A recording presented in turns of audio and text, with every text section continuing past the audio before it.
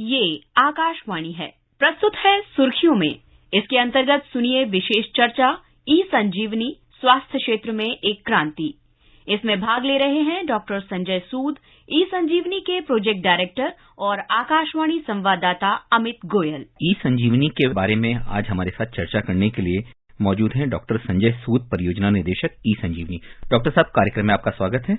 नमस्कार जी। डॉक्टर साहब, ये बताइए कि ये जो ई संजीवनी परियोजना है, ये एक आम जनता के लिए क्या है और किस तरह से इसका लाभ आम जनता को मिल पा रहा है? ई संजीवनी एक टेलीमेडिसिन सेवा है जो कि राष्ट्रीय स्तर पर ministry of health and family welfare की तरफ से चलाई गई है और ये सभी स्टेट्स और सभी यूनियन टेरिटरीज में जितने भी नागरिक हैं वो इसका लाभ उठा सकते हैं। इसमें उन्हें अस्पताल जाने की जरूरत नहीं है। ई संजीवनी के द्वारा वो किसी भी तरह की कोई मेडिकल अगर उनकी रिक्वायरमेंट है या कोई बीमारी है या कोई इलाज के संबंधित कुछ जानकारी चाहते हैं, परामर्श करना चाहते हैं डॉक्टर से, तो वो ई संजीवनी ओपीडी ऐप डाउनलोड कर सीधा ही संपर्क कर सकते हैं डॉक्टर के साथ।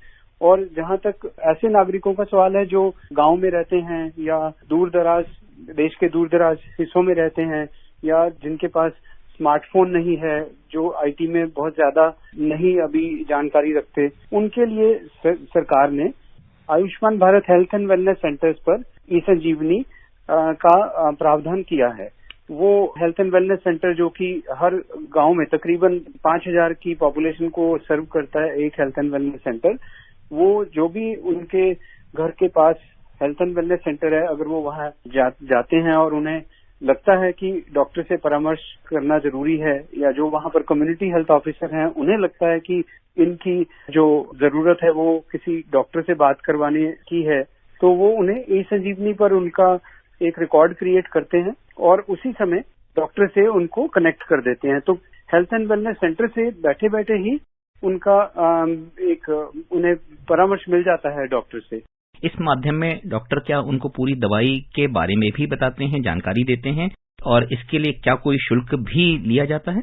जब परामर्श करते हैं ई संजीवनी के द्वारा डॉक्टर के साथ, तो इस परामर्श के अंत में डॉक्टर, जैसा कि किसी भी कंसल्टेशन में डॉक्टर अंत में एक प्रिस्क्रिप्शन लिखते हैं, ई संजीवनी में भी एक इलेक्ट्रॉनिक ई प्रिस्क्रिप्शन लिखा जाता है या जनरेट किया जाता है डॉक्टर द्वारा, और उसमें जो भी दवाइयां या जो भी टेस्ट जो भी वो चाहते हैं पेशेंट को एडवाइस करना, वो उसमें लिखा जाता है और कंसल्टेशन के बाद ये स्क्रीन पर नजर आ जाता है। वो पेशेंट उसे डाउनलोड कर सकता है, या अगर गांव में वो कर रहे हैं तो कम्युनिटी हेल्थ ऑफिसर उसे डाउनलोड करके प्रिंट करके पेशेंट को दे देते हैं।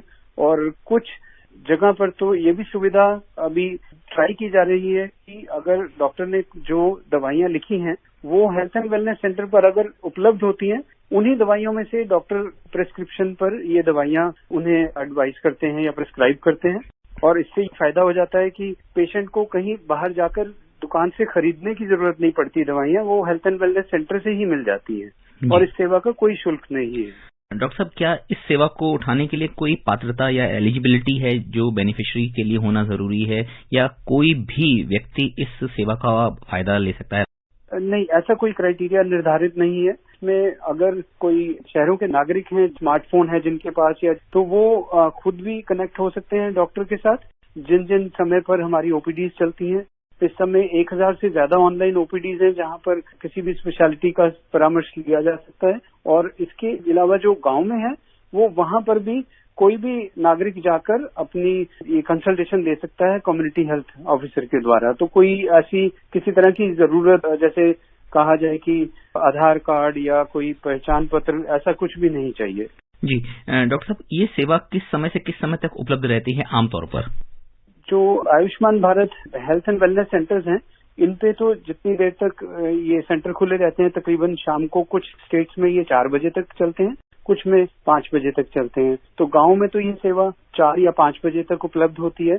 बट जो ई संजीवनी ओपीडी ऐप है वो नागरिकों के लिए दिन भर मिलती है। इसमें कुछ स्पेशलिटीज और सुपर स्पेशलिटीज के जो स्लॉट्स हैं या जो टाइमिंग्स हैं वो हमने वेबसाइट पर और ऐप में बताई गई हैं। कुछ स्पेशलिटीज हफ्ते में 3 दिन चलती हैं, 2-2 घंटे हर दिन।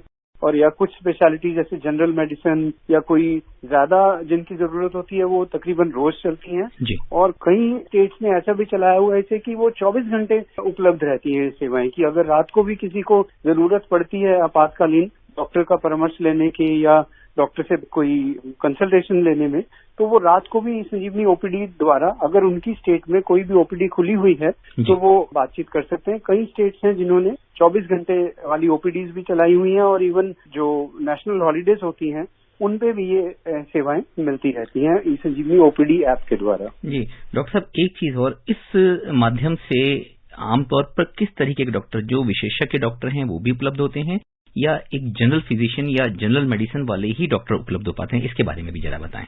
यहाँ पर एलोपैथी की सेवाएं भी मिलती हैं, मतलब जनरल मेडिसिन विशेषज्ञ और सुपर स्पेशलिस्ट भी अवेलेबल होते हैं और इसके अलावा मिनिस्ट्री ऑफ आयुष ने भी अपने आयुर्वेदा के, होम्योपैथी के डॉक्टर्स यहाँ पर ओपीडीज उपलब्ध करवाई हुई हैं जो कि नेशनली अवेलेबल होती हैं। तो हम कह सकते हैं कि तकरीबन हर तरह की स्पेशलिटी इस पर अवेलेबल है। अगर किसी को भी किसी तरह की भी चिकित्सा या कुछ कंसल्टेशन चाहिए, बस उसमें अभी इतना जरूर एक लिमिटेशन है कि जो सेवाएं विशेषज्ञ की कुछ स्टेट्स में अपनी पॉपुलेशन के अनुसार वो देते हैं, तो हो सकता है कि दूसरी स्टेट में किसी और स्पेशलिटी की सेवाएं उपलब्ध करवा रही हो वो स्टेट। तो वो जो स्टेट के नेशनल हेल्थ मिशन के मिशन डायरेक्टर्स हैं और जो उनकी टीम है, ये डिसाइड करते हैं कि हम इस स्टेट में कौन सी स्पेशलिटीज की जरूरत है।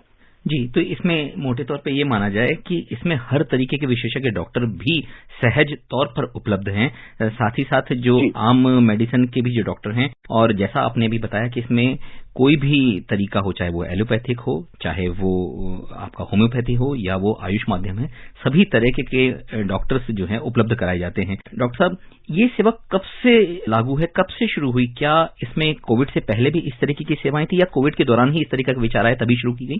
ये सेवा ministry of health and family welfare ने या स्वास्थ्य मंत्रालय ने 2018 में कंसेप्चुअलाइज कर दी थी कि ये आयुष्मान भारत जो स्कीम है उसके अंतर्गत हेल्थ एंड वेलनेस सेंटर पर टेलीमेडिसिन की सेवाएं उपलब्ध रहेंगी।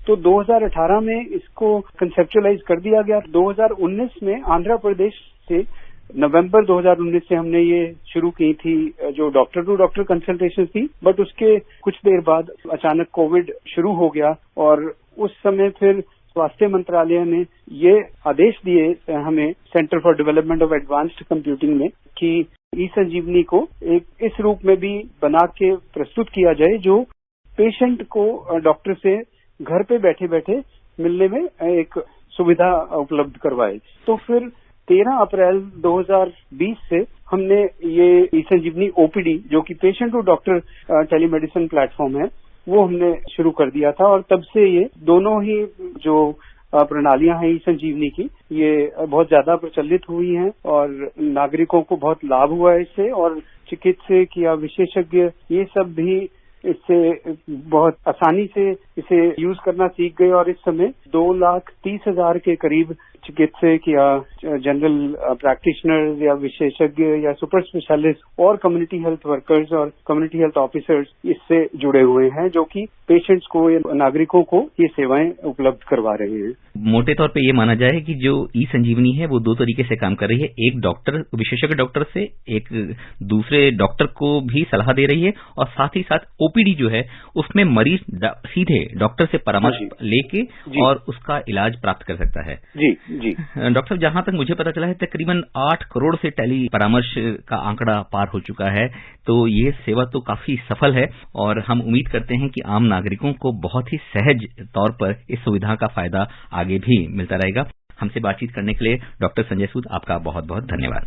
शुक्रिया। अभी आप सुन रहे थे विशेष चर्चा ई संजीवनी स्वास्थ्य क्षेत्र में एक क्रांति। इसमें भाग ले रहे थे डॉक्टर संजय सूद, ई संजीवनी के प्रोजेक्ट डायरेक्टर, और आकाशवाणी संवाददाता अमित गोयल। ये कार्यक्रम आकाशवाणी के समाचार सेवा प्रभाग द्वारा प्रस्तुत किया गया। इसे आप हमारे mobile app news on AIR और YouTube channel news on AIR official पर भी सुन सकते हैं। इस कार्यक्रम के संबंध में अपनी प्रतिक्रिया आप हमें ईमेल कर सकते हैं। पता है airnsdtalks@gmail.com। ये कार्यक्रम फिर से सुनने के लिए लॉग ऑन करें हमारी वेबसाइट newsonair.gov.in।